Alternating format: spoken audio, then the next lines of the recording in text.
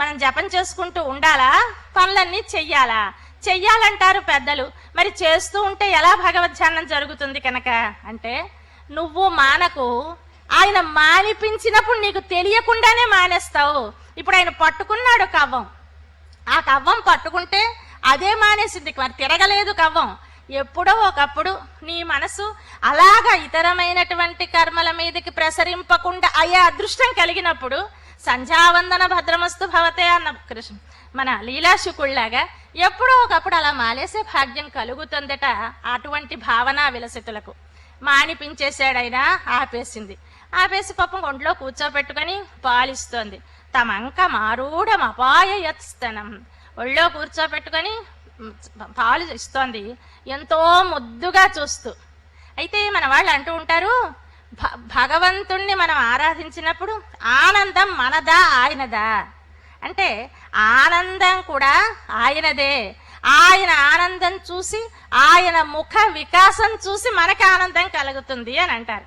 ఏమిటో నాకు అది ఎలాగ మనకి చక్కగా మనం కృష్ణుని చూస్తే మనకి పొంగు వచ్చేదా, మనకి గుండెలు కరిగిపోవా అనిపిస్తూ ఉండేది. కానీ ఈ శ్లోకం చదివితే మాత్రం అలా కావును అనిపించింది. సస్మిత ముఖం వీక్షది. ఆవిడ ఆ పిల్లడు ఒళ్ళో కూర్చున్నట్ట, పాలు తాగుతున్నట్ట. పాలు తాగుతున్నవాడు కూడా కాస్త ఒక్కసారి విజయ గర్వం, అమ్మని ఆపేశాను, పాలు కవ్వం పట్టుకో ఆపేశాను, ఒళ్ళో కూర్చోపెట్టుకొని ఇలా చేశాను, నేనే జయించాను అనో ఏమిటో సస్మిత ముఖం, చిన్న చిరునవ్వుతో అమ్మ వైపు చూస్తున్నట్ట. ఆ పాలు తాగడం ఆపేసేసరికి ఏమైపోయింది, ఈ పాల బిందువులన్నీ ముఖం మీద అలా అలా పడి చిన్న నీలమేఘశ్యామమైన ముఖం, దాని మీద తెల్లటి పాల బిందువులు, మధ్యలో వెలివిరిసిన చిరునవ్వు, ఎర్రటి పెదవులు. ఆ ముఖం చూస్తే అసలు మరే పని చెయ్యాలి అనిపించకూడదు, అంత సస్మిత ముఖం వీక్ష్య పొంగిపోతూ చూస్తోంది అమ్మ. పాపం చాలా ఆనందంగా ఉంది. అసలు ముందర ఈ కవ్వం పట్టుకొని ఆపేశాడు చూడండి, అప్పుడు ప్రీతి మావహన్ అన్నాడు కదా, ప్రీతి కలిగేలాగా ఆపేశాడు అన్నాడు. అయితే ప్రీతి ఎందుకు కలిగిందో వ్యాస భగవానుడు చెప్పలేదు. మనకి ఈ టీవీలో ఒక ఛానల్లో ఒక గంట కార్యక్రమాన్ని ఒక ఆయన నిర్వహిస్తాడు. బోల్డ్ ప్రశ్నలు జవాబులు అన్నీ చేయిస్తాడు, అన్నీ ఆయనే చేస్తాడు. చేసి ఒక్క ఫ్రేజ్ ఏమిటిస్తాం, బహుమతి ఏది ఇస్తాం అనేది మాత్రం ఇప్పుడు సుహాసిని చెప్తుంది అని ఒక అమ్మాయిని చూపిస్తే ఆ అమ్మాయి వచ్చి నకసిక పర్యంతం తిప్పుకొని అది చెప్తుంది. ఆ ఒక్క ముక్క, ఎందుకు ఆ ఒక్క ముక్కకి మరొక అమ్మాయి ఇతనే చెప్పేయకూడదా అనిపించేది నాకు, వ్యాపార రహస్యం తెలియక. అందులో ఉన్నటువంటి అది ఆవిడ చెప్తేనే అది అందం, వీళ్ళు ఇష్టం వచ్చినట్టు ఎవడు పడితే వాళ్ళు చెప్పేస్తే దానిలో అందం ఉండదు. అలాగా మన వ్యాస భగవానుడు ఎందుకు ప్రీతి ఆవాహనం నేను చెప్పేయకూడదు, సంస్కృతంలో తెలుగు వాళ్ళ అందమైన పలుకుల్లో తేట తెల్లంగా తెలుసుకోవాలని వదిలేసాడో ఏమో, మన పోతన చెప్పాడండి ఎందుకంత ప్రీతి కలిగిందో. సుడియుచు వ్రాలుచు కిదుకుచు సడిగొట్టుచు అమరమ్ము చన్నిమ్మనుచున్ వెడవెడ గంతులు వైచుచు కడవగదిసి బాలకొండు కవ్వము పట్టెన్. ఆయన వచ్చేట ఎక్కడ పడుకుంటాడు ఆయన, మనకి చెప్పింది కదా ఆండాళ్ళ తల్లి. మెయిన్ ఎంట్రన్స్ ఫస్ట్ గేట్ అయిపోయి రెండో గేట్ తీయగానే వరుసగా 4 పడకలు ఉన్నాయని అంబరమే తండ్రిలో చెప్పింది కదా, అక్కడ పడుకున్నాడు. ఈవిడ ఈ పెరటి దగ్గర ఎక్కడో గదిలో మజ్జిగ తిప్పుతోంది. అక్కడ తెలివి వచ్చింది, అమ్మ పక్కన లేదు, కోపం వచ్చింది, సర్రని వచ్చాడు కదా. ఆ సర్రని రావటం మనకి చూపిస్తాడు పోతన. సుడియుచు అంటే మన వాళ్ళు సుడిగాలు అంటారు చూసారా, అంటే ఇలా గిర్ ఇలా సర్రని వచ్చేయటం అనమాట. అలా వచ్చేసేట స్పీడ్గా. సుడియుచు వ్రాలుచు కిదుకుచు, వ్రాలుచు అంటే ఇలా వంగి నడుస్తూ, కిదుకుచు అంటే ఆశ్చర్యం. ఆ పదం డిక్షనరీలో అర్థం చూశాను. ఏమిటి కిదుకుచు అంటే తల్లిదండ్రుల దగ్గర మారాన్ చేసే పిల్లలు చేసే ఒక రకమైన ధ్వని అని రాశాడు. అంటే ఏదో అలా అంటున్నాడు అన్నమాట. అలా అంటూ వస్తున్నట్ట. కిదుకుచు సడిగొట్టుచు అంటే వంకర మాటలు మాట్లాడుతున్నట్ట. వంకర మాటలు అంటే నాకు అక్కడే లేదులే పాలు, నేను తాగనే ఇలా ఏదో అంటున్నాడు కాబోలు. సడిగొట్టుచు అమరమ్ము చన్నిమ్మనుచున్ వెడవెడ గంతులు వేయచుచు అలా అలా అలా బుల్లి అడుగులు వేస్తూ వస్తుంటే ఆ పిల్లండి చూస్తే మరి ప్రీతి కాక ఆవిడికి ఇంకేం మజ్జిగ తిప్పుతుందండి, తిప్పితే మనిషా. మనం కనుక అలాంటి కృష్ణుణ్ణి ఎరిగి కూడా, అలాంటి కృష్ణుడి యొక్క చరిత్రలను వింటూ కూడా ఎంచక్క మన జీవితాలు ఆ ఊసెత్తకుండా గడిపేయగలుస్తున్నాం బండరాళ్ళం కనుక. కానీ నిజమైన హృదయం ఉంటే అక్కడ కలక్క తప్పదు కదా, మానేసింది పాపం. ఒళ్ళో కూర్చోబెట్టుకుంది. సస్మితం ఈక్షతీ ముఖం, ఆ చిరునవ్వుతో ఉన్న బాబు ముఖం చూస్తూ పొంగిపోతోంది. కానీ ఇదిగో ఈ కర్మ ఆచరణ అనేది పాపం చేస్తున్నది. ఇప్పుడు అది ఒక యజ్ఞం అనుకోండి. యజ్ఞం ఎలాగైతే పవిత్రమో అలాగే మన దినకృత్యం కూడా మనకి విధి విహితమైన మనం పనిచేయడం కూడా ఒక యజ్ఞమే. అలాంటి యజ్ఞంలో చేస్తున్నప్పుడు ఎలా చెయ్యాలి, అది ముఖ్యమా కాదా? ముఖ్యమే. ఎంతవరకు? భగవద్ ఆరాధనకి ప్రతిబంధకం కానంత వరకు, భగవత్ స్మరణానికి అడ్డంకి కానంత వరకు. అక్కడ అడ్డంకి అయితే మాత్రం ఇది త్యజించాలి. ఆ చిన్న కిటుకు తెలియదు సామాన్యంగా, అమ్మకే తెలియలేదు. పాలు పెట్టింది కుంపటి మీద. పాపం పొద్దుట కదండి, పనివేళ. అవతలేమో మజ్జిగ తిప్పుతోంది, మరొక వైపు అప్పుడు స్టవ్ లేవు, కుంపటి మీద పాలు పెట్టింది. పాలు పొంగిపోతున్నాయి. పాలు పొంగిపోతుంటే ఒక్కసారి అయ్యో ఎలాగా, ఈ బాబుని కింద దించేసింది. గబుక్కుని పాలు దించడానికి వెళ్ళిపోయింది. అతృప్తం ఉత్సృజ్య, అతృప్తం ఇంకా తృప్తి తీరనటువంటి బాబుని దించేసింది. కడుపారన్ చనుబాలు త్రావని సుతున్ కంజాక్షు పీఠంబుపై నిడి పొంగారడి పాలుడించుటకునై ఏగంగా. అంత పెద్ద రాజభవనం. నందుడు గారంటే ఆ ఊళ్ళో మహారాజు గారి ఇళ్లలో ఎంత నీట్గా ఉంటాయండి. ఇప్పుడు మన కాస్త ధనవంతుల ఇళ్లలోనే ఎక్కడా అపరిశుభ్రమైన వస్తువులు గట్రా ఉండవే. ఆ ఇంట్లో మరి వాడికి ఎక్కడ దొరికిందో ఆ చిన్న బాబుకి ఒక వాడి రాయి దొరికిందిట. వాడి రాత దతిమత్ కుంభంబు ఓగొట్టి ఆ కుండని కాస్త వాడి రాయి కొట్టేశాడు. కొట్టేసి అయినా సరే పాపం ఎంత కష్టంలో ఉన్నా ఎంత దుఃఖంలో ఉన్నా పదార్థం వృధా అయితే ఆయన భరించలేడు. జఘాస హయ్యంగవం అంతరంగత, ఆ అంతరంగత లోపల వెన్న మాత్రం పుచ్చేసుకున్నట్ట. కన్నం పడిపోయింది, కుండ ఒలికిపోతోంది, మిగతా అంతా పోతోంది. ఆ వెన్న కాస్త తను పుచ్చేసుకొని పరుగు లంకించుకున్నాడు స్వామి. అమ్మ కూడా వెనకాతలే పరిగెడుతోంది, వీడి పని పట్టాలి అని. ఇక్కడ మళ్ళీ సుహాసిని చెప్తుంది. అక్కడ వ్యాస భగవానుడు ఊరుకున్నాడు. ఏదో ఆ పిల్లని బాగు చేద్దామని ఏదో సున్నితంగా చెప్పాడు. మన పోతనంటాడు అక్కడ ఒక అంతర్మథనం యశోదమ్మకి. ఏమిటిది, ఏం చెయ్యాలి? పిల్లడు చూస్తే అల్లరివాడైపోతున్నాడే, లేక పుట్టాడే, ఏం చెయ్యాలి? లాలనమున బహుదోషములోలిన్ ప్రాపించు తాడనోపాయమునన్ చాలా గుణంబులు కలుగును తాడంబ పాలురకు పచ్చంబరయన్. అబ్బాయి ఒక్క దెబ్బ వేస్తే కానీ లొంగడు, లాభం లేదు, ఒక దెబ్బ వెయ్యాలి అనుకుందిట అమ్మ. పరిగెట్టింది.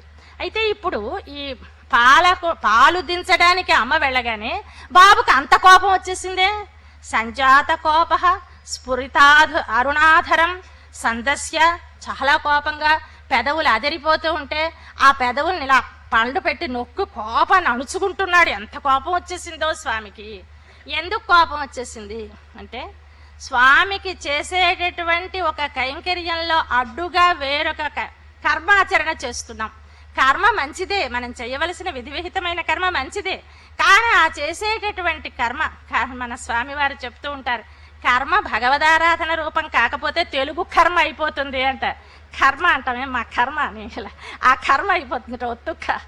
ఇదైతే మామూలుగా అదిగో అలాగైపోతుంది. మనం కూడా ఏం చేస్తామంటే మిగతావన్నీ ఆ టైంకి అవ్వకపోతే, పని మనిషి వచ్చినప్పుడు దానికి అటెండ్ అవ్వకపోతే అది మళ్ళీ వెళ్ళిపోతుంది.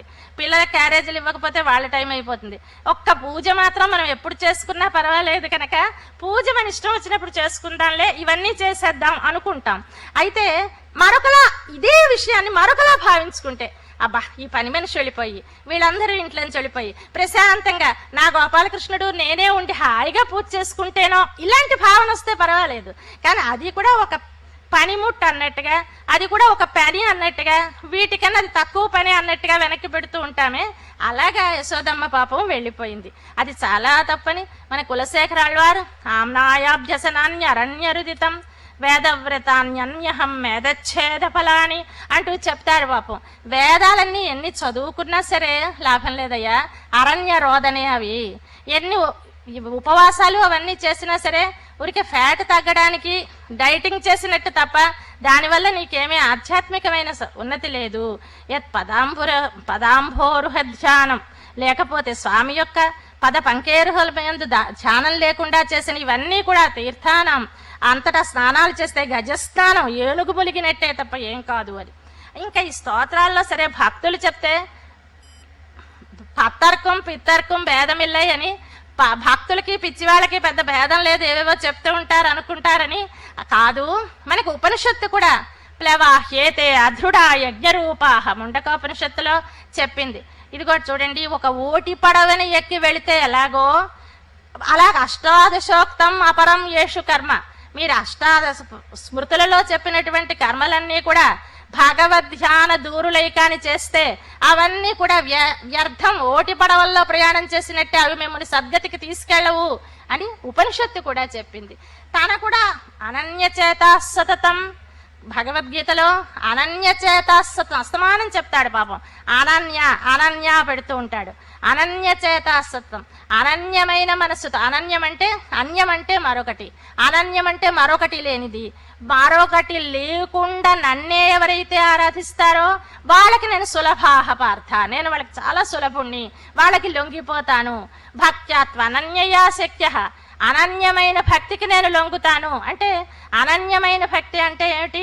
కల్తీ లేని భక్తి. ఇందాక చేసినటువంటి కర్మాచరణం అనేది మరొక దానితో కలియకుండా కేవలంగా భగవంతునికి అని చేసినప్పుడు అది భక్తి రూపంగా పర్యవసిస్తుంది. అప్పుడే ప్రేమ అంకురిస్తుంది. ఆ ప్రేమ అనేది మనకి నిలబెడుతుంది. ఇదిగో ఈ మధ్యలో ఆ బాబుని ఒళ్ళోంచి కిందకి దింపేసి పాలకుండ దింపడానికి వెళ్ళిన తల్లిలాగా మనకి కూడా ఇంతో అంతో ఏదో ఒక సెకండేనా, ఏదో ఒక క్షణమైనా ఇలాంటి స్వామివారి సన్నిధిని ఉన్న కాసేపైనా మనస్సు ఒక్క మాట భగవదభిముఖం అవుతూ ఉంటుంది. కానీ మళ్ళీ వెంటనే ఇతర విషయాల్లోకి వెళ్ళిపోతూ ఉంటుంది. అలా కాకుండా అనన్యచేత అని అవ్వాలని భగవద్గీతలో ఉపనిషత్తుల్లో మహా భక్తులు అందరూ చెప్పినటువంటి విషయాన్ని ఇలా శాస్త్రాలు చెప్తే మా అమ్మకి తెలియదు పాపం, ఇలా కుండ బదులు కొట్టేస్తే అల్లరి పెట్టేసి ఈ రోజంతా నా చుట్టూనే తిప్పుకుంటే అప్పుడు అమ్మకి తెలుస్తుంది అనుకున్నాడు. కుండ బదులు కొట్టేసి పరిగెట్టాడు స్వామి. అమ్మ కూడా వెనకాతలే పరిగెట్టింది. ఇక్కడ కాస్త వెన్న తిన్నాడు. మళ్ళీ పక్కన వెళ్ళి ఒకరింట్లో రోలు తిరగవేసి ఎక్కి ఆ కోతి పాలు చేస్తున్నట్ట వెన్నని చూసింది అమ్మ. ఒక్కసారి కోపం వచ్చింది. ఒక చిన్న కర్ర పుల్ల పట్టుకుంది కొట్టేద్దామని.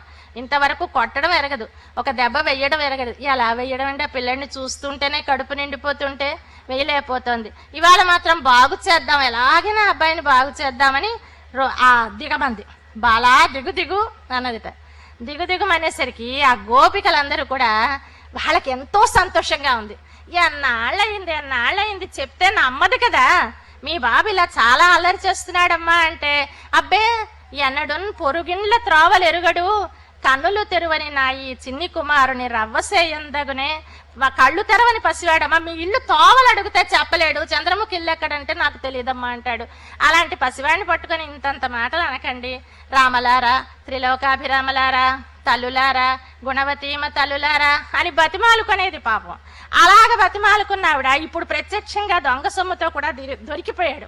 వాళ్ళ గొప్ప సంతోషంగా ఉంది. ఈయన కూడా చౌర్య విశంకితేక్షణ అంటాడు వ్యాసుడు. చౌర్య విశంకితేక్షణ, ఆ దొంగతనం చేస్తూ దొరికిపోయినాడేమో అలా భయంగా అలా కళ్ళిలాల తిప్పేస్తూ చూసేస్తున్నాడు. అమ్మని చూసి భయపడిపోతున్నాడు పాపం. సరే గెంతేశాడు. ఆ రోలు మించి గజ్జలు గల్లని మ్రోయగా యోషిజ్జనములు నగ తల్లియు పజంచను దేరనతడు పరువిడెనధిప. ఒక్కసారి గజ్జలు గల్లని మ్రోగేలాగా ఆ రోటి మించి గెంతేసి పరుగు లంకించుకున్నాడు. అమ్మ కూడా వెనకాతలే పరిగెట్టింది.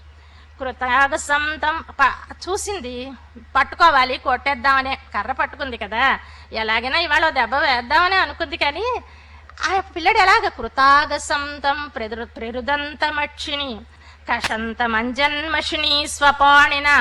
ఒక్కసారి ఏడుపు వచ్చేస్తోంది. ఏడ్చేస్తున్నాడు. కళ్ళ నిండా కళ్ళ కాటుకు పెట్టింది పాపం, అందంగా ఉంటాడని. తెల్లవారుజాముని కలువలు పూచే సమయంలో కళ్ళ కాటుకు పెడితే కళ్ళు కలువలంత అవుతాయి అని చిన్నప్పుడు చెప్తూ ఉండేవారు. అందుకని అమ్మ పాపం ఇంకా మజ్జిగ చిలకడానికి వెళ్ళకముందే ఆ నిద్రపోతున్న పిల్లడికి కాటికి పెట్టేసి వెళ్ళిపోయింది కాబోలు. ఇప్పుడు ఆ కాటికంతా పులివేసుకుంటున్నాడు. పులివేసుకుంటూ ఏడ్చేస్తున్నాడు. ఏడ్చేస్తూ ఉంటే కట్ట చేతులాడక పూబోడి కరుణతోడ బాలు కట్టదలచే. చేతులాడక కొట్టాలనుకుంది కానీ చేతులు ఆడలేదు. చేతులాడకపోవడం అనేది ఎంత మనసులోంచి వస్తే కానీ అనగలరండి. చేతులు ఆడలేదంటే ఏమిటి అర్థం? చేతులకేం జబ్బు వచ్చిందని కాదు, చేతులు పని చేయలేదని కాదు. మరి ఇంకా ఏం చేయను ఆ పసివాడిని ఎలా కట్టయ్యను? ఎందుకంటే మునుముట్ట ఏడుస్తున్నాడు. ఇంకా కొట్టక ముందే ఆవిడ ఏమనక ఏదో అంటారు, ఉల్లి నూరి భరించలేనమ్మ తాగి భరించిందా అని. కర్ర పట్టుకుంటేనే అంత వల్లరి పెట్టేస్తూ ఉంటే కొట్టి ఏం భరిస్తుంది? ఆవిడ చూసింది పాపం. అర్భకవత్సల ఆవిడ పిల్లడంటే ప్రేమ కలిగిన తల్లి కనుక ఆ ఎస్టిని ఆ కర్రనేమో విసిరేసిందిట. ఎందుకంటే కర్ర చూస్తేనే భయపడిపోతున్నాడు వెర్రి తండ్రి, ఈ కర్ర పట్టుకుంటే ఇంకా లాభం లేదమ్మా అని ముందరే ఈ తప్పు సైరింపుము, ఇంకా దొంగిల బోవనేనని మునుముట్ట నేర్చువా అని, ఈ ఒక్కసారి క్షమించమ్మా, మరెప్పుడూ నేను దొంగతనం చేయనని ముందుగానే ఏడ్చేస్తున్నాడు. అలాంటి వాడిని చూసి జాలిపడి సరే కడదాంలే అని పట్టుకొని వచ్చేసింది అంటారు. అక్కడ ఒక్క మాట అంటుందమ్మా యశోద.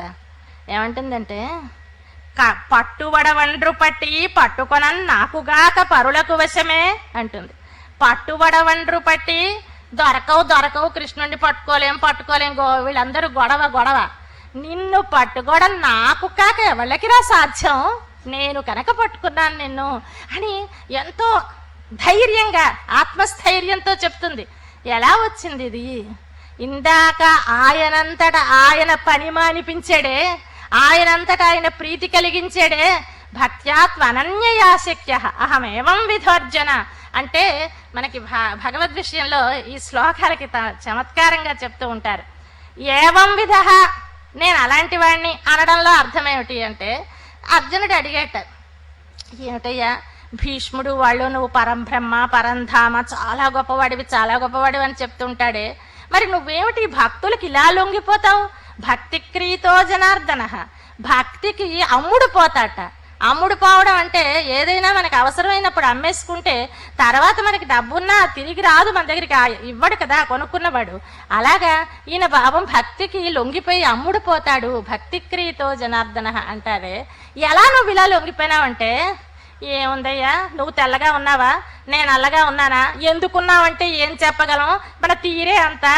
అలాగే నా స్వభావం, ఇది నా వీక్నెస్. ఏవం విధ, ఇంతే నా పద్ధతి, మరి దానికి ఏం రీజన్ లేదు అని చెప్పాడు అని భగవద్ విషయంలో వ్యాఖ్యానిస్తారు ఆ శ్లోకానికి. ఆ సౌలభ్యం అంటే ఎంతగా లొంగిపోయే లక్షణాన్ని ఏమని చెప్పడం, ఏం ఆశ్చర్యం అని మన నమ్మాళ్ళ వారు చాలా ఆశ్చర్యపడిపోయారు అంటారు. ఇప్పుడు తీసుకొచ్చింది. అయితే ఒక రోజా 2 రోజుల పుట్టిన దగ్గర నుంచి ఆయన్ని పెంచుతోంది కనుక తెలుసు అబ్బాయి చిన్నెలన్నీ కనుక ఈ రోటికి దగ్గరగా పెట్టి తాడు పెట్టి కట్టేస్తే మెల్లిగా జారి వెళ్ళిపోతాడని దామ్నా చేయవ ఉదరే బధ్వా ప్రత్యభద్నాదులు కలే, ముందర కడుపుకి శుభ్రంగా తాడు కట్టిందిట. ఆ తాడు తీసుకెళ్లి రోటికి కడదామని ముందర కడుపుకి కడదామని ప్రయత్నం చేసింది. ఆ పెరట్లో ఉన్న తాడు ముక్కలన్నీ తీసింది, కట్టుతోంది. అబ్బే చుట్టూ తిరిగి రావటం లేదు. ఎన్ని తాళ్ళు కట్టినా అంతే, తాడికి తాడు ముడివేస్తున్నా నిండడం లేదు. తజ్జనని లోగిటంగల రజ్జు పరంపరల తెచ్చి సుతుగట్టన్ బొజ్జ తిరిగి రాదయ్యను, జగజ్జాలములున్న బొజ్జ కట్టన్ వశమే అంటాడు పోతన. అయితే ఇక్కడ చూడండి, మనకి త్రివిక్రముడు ఉన్నాడు. త్రివిక్రముడు 3 అడుగులు కోరాడు, అప్పుడు ఇంత బాబు. 3 అడుగులు కొలుచుకున్నాడు, అప్పుడు అంతవాడు. 7 కొలిచేసుకున్నాడు. అది వేరు.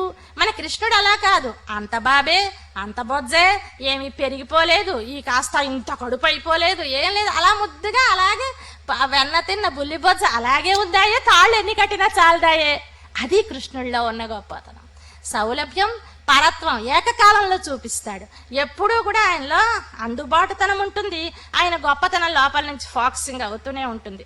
అలా ఉంటాడు స్వామి కనుక ఈవిడికి బొజ్జ తిరిగి రాలేదు. ఎన్ని తాళ్ళు కట్టినా ఎప్పుడు 2 అంగుళాలే తక్కువ అవుతుంది. ఎన్ని తాళ్ళు కట్టినా 2 అంగుళాలే తక్కువ అవుతుంది. అయితే ఆ అమ్మ ఇదేమిటి ఇన్ని తాళ్ళు కట్టాను 2 అంగుళాలే మళ్ళీ తక్కువ అవడం ఏమిటి, ఇదేదో మ్యాజిక్ లా ఉంది అనుకోవద్దండి.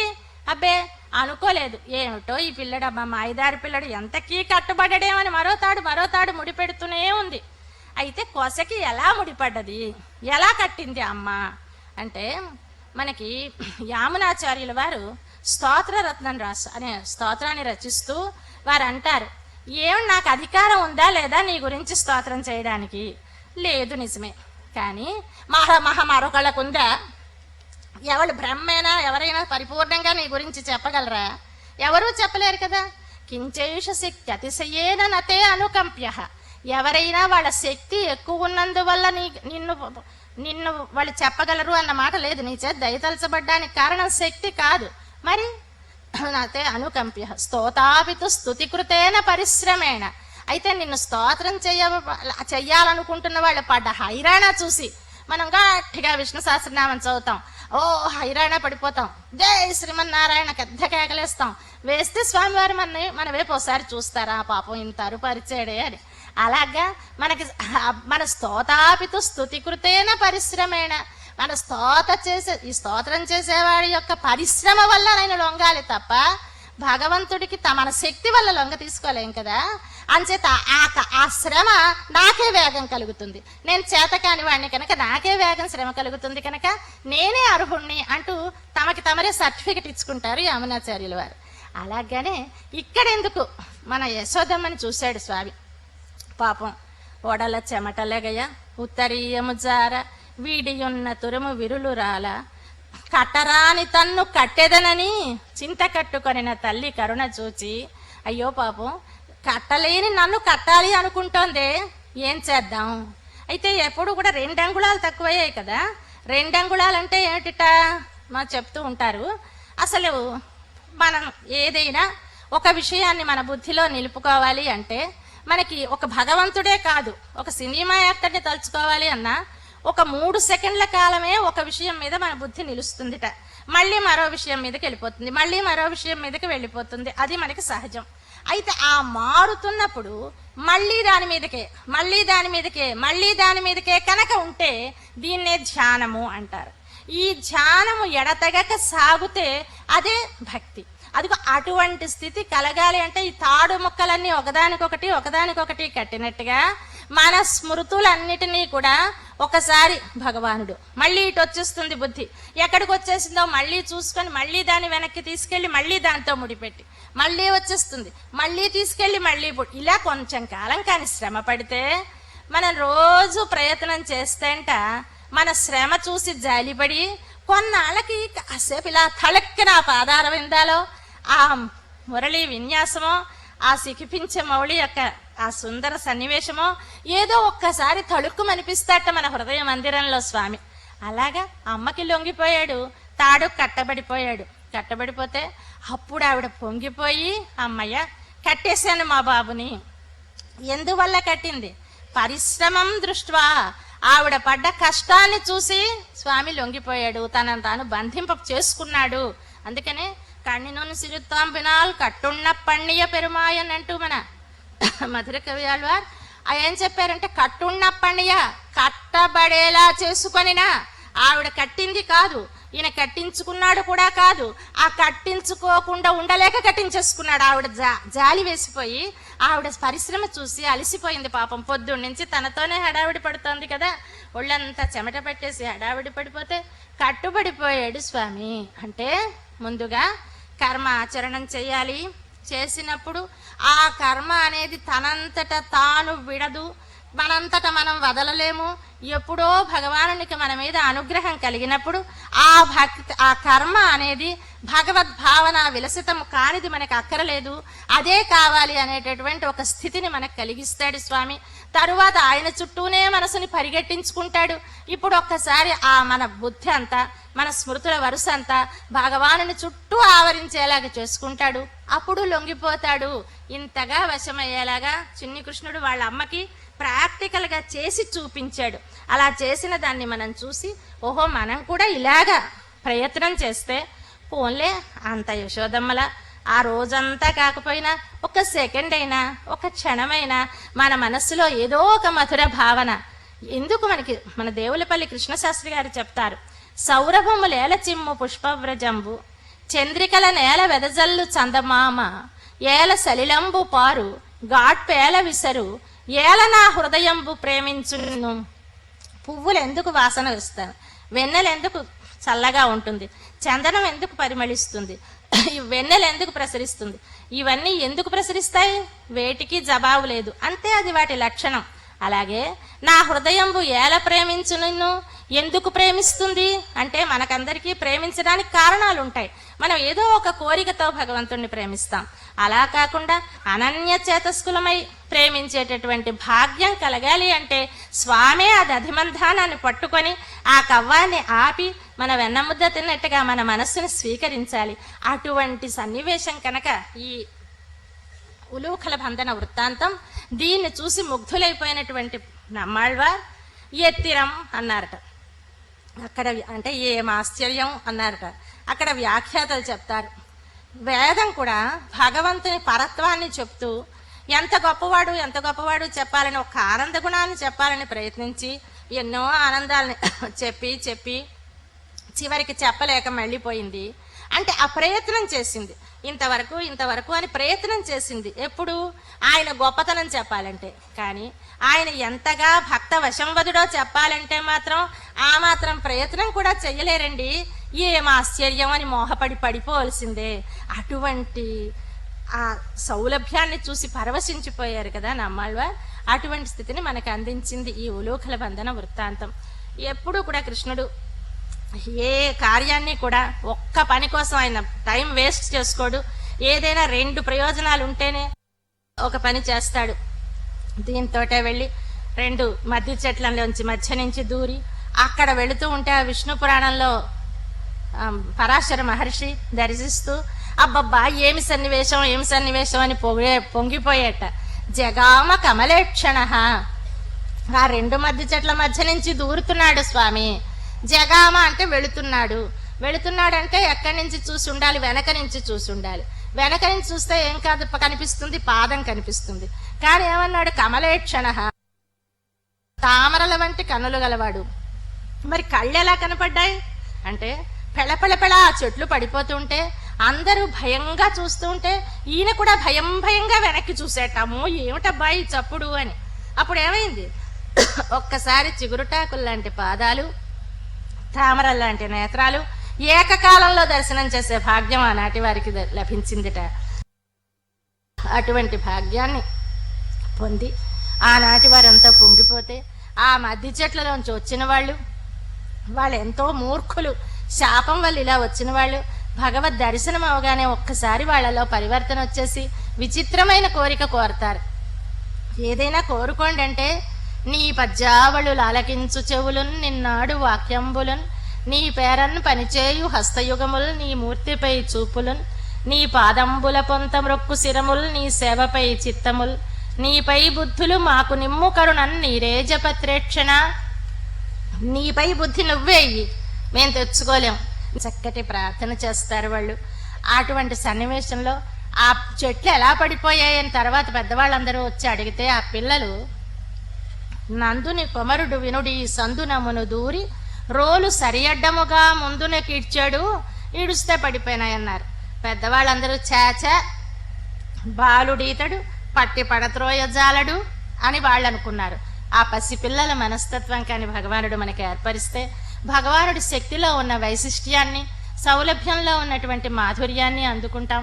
భగవానుడు అటువంటి శక్తిని మనకందరికీ అందించాలని ప్రార్థిస్తూ స్వామివారి సన్నిధిని కృతజ్ఞతాంజలులు ఘటిస్తూ సెలవు తీసుకున్నాను. జై శ్రీమన్నారాయణ.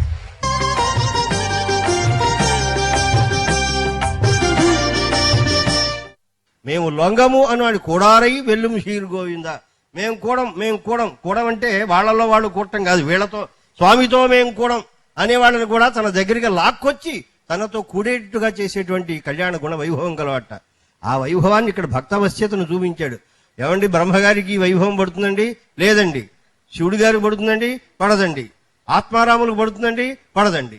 ఎవరికి లభించినటువంటి అద్భుతమైనటువంటి భాగ్యాన్ని ఆవిడ పొంది నాయం సుఖాపహ భగవాన్ దేహినాం గోపికాసుత జ్ఞానినాంచ ఆత్మపోతానాం యథా భక్తి మతామిహ. అందువల్ల భాగవతం ఉంటుంది. జ్ఞానులు అంటారు. ఏమిటి జ్ఞానం? జ్ఞానం అంటే ఊకదంపుడు అన్నది. ఎంత ఊక దంచితే ప్రయోజనం? ధాన్యం దంచితే బియ్యం వస్తాయి. ఊక పట్టుకొచ్చి దంచడం ప్రారంభించాట. ఏమిటి వస్తుంది? జబ్బలు నొప్పులు పడతాయి చెప్పండి. చిట్చి వరకు ఏమీ ఒక బిసరు కూడా రాదు. అలాగే ఈ జ్ఞానే ప్రయాసముదపాస్య నమంతి సంతః అంటారు. సజ్జనులైనటువంటి వాళ్ళు నమనంలో ఉంటారు, భక్తిలోనే ఉంటారు తప్ప జ్ఞానమందు ప్రయత్నం చేయరట. అటువంటి జ్ఞానపోతులైన వారికి కూడా జ్ఞానాన్ని ఆలంబనములైనటువంటి వాళ్ళకు కూడా లభించని స్వామి భక్తి వశ్యుడైతాను. ఇక్కడ ఉత్తర దేశంలో వాళ్ళకి కొంచెం ఈ స్పిరిచువల్ ఇంటాక్సికేట్ వాళ్ళకి ఎక్కువ, ఇంతుంటే ఇంత చేస్తారు. నిజానికి పాపం రామాయణంలో ఉచ్చిత్య అని రాశాడు ఆయన. అంటే పళ్ళన్నీ ఏరి ఏరి ఇచ్చిందిట. ఏవో బాగుంటాయో తెలుసు, వనంలో ఉండేది కదా. ఉచ్చిత్య అంటే దిది పారేశారు, ఉచ్చిష్ట అని మార్చేశారు. దాంతో